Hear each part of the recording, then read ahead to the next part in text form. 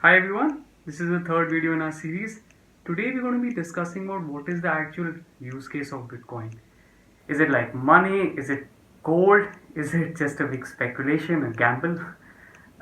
Is there actually something to it? No words bar, we're going to get into it. If you have any other requests for any videos, let us know, we'll be happy to help you in that. And yeah, let's have some fun.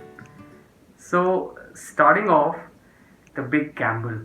I mean, think about it. Something that actually started from like a few cents has risen about 10 million% by 2020 now. So, if you would have like put in a dollar back in 2010, you would have made close to say $100,000 or about say 70 odd lakh rupees currently.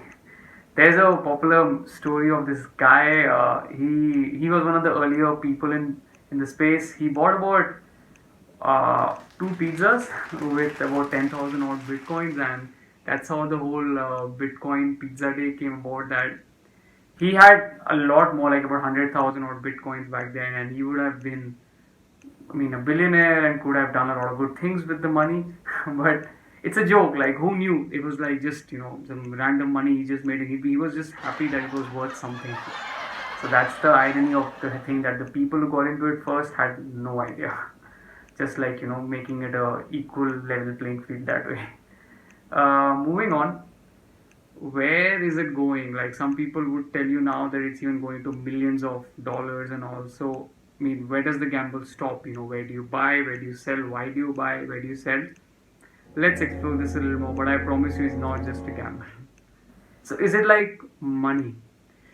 You have to realize that about say $500 billion of remittances, I've added a link below, are sent around the world. People from working in places send money back home. It can be used for a lot of different things.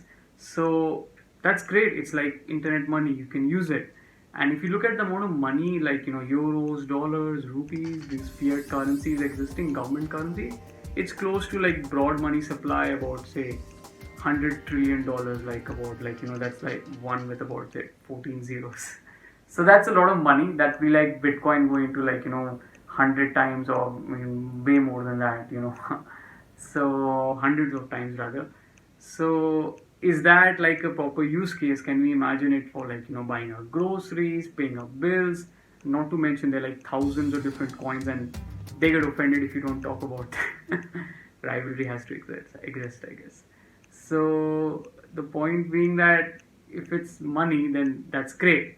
But then if it's so valuable that someone who bought like for two pizzas like 10,000 bitcoins, what could it be like worth in 10 years? So who will actually spend it? People will just put it under their mattress, whoever can buy it, and nobody's going to donate to a fund which we have started for this. So if you ever get motivated to buy some, we would encourage some donations.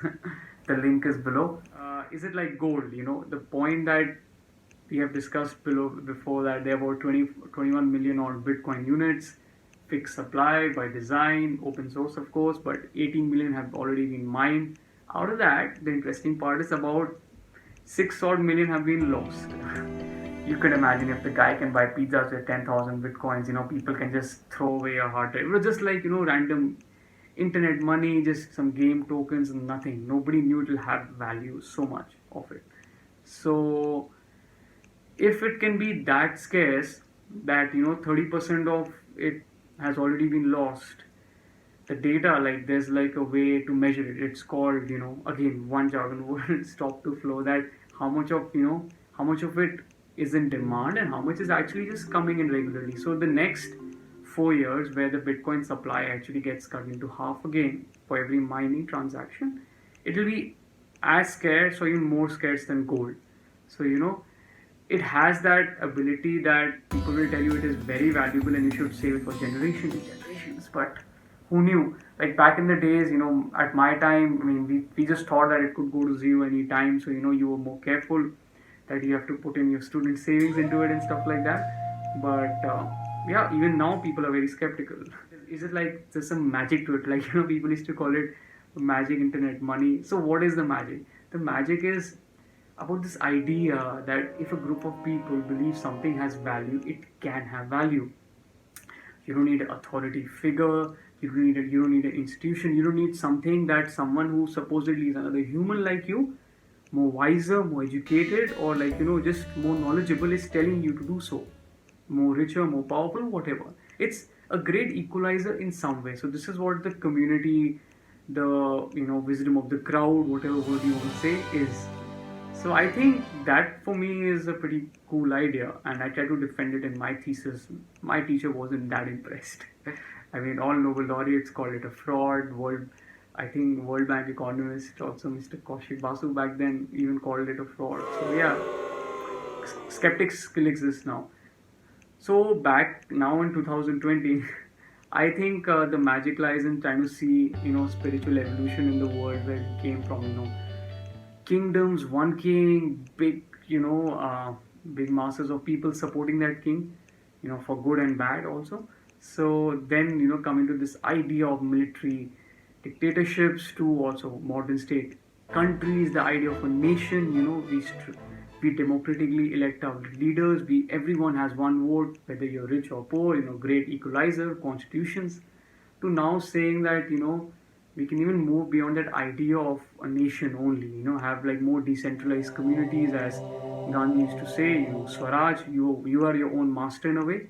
So Bitcoin gives you that ability to be your own bank. In a way that you are your own financial authority institution, and you can do your own transactions. Of course, the reality check being in the world we live in, has to be a balance of centralized and decentralized authorities for it to practically work. But this is a step in that direction, and I personally foresee that the magic lies that there are like thousands of different coins, and there'll be millions in future. I can guarantee you that.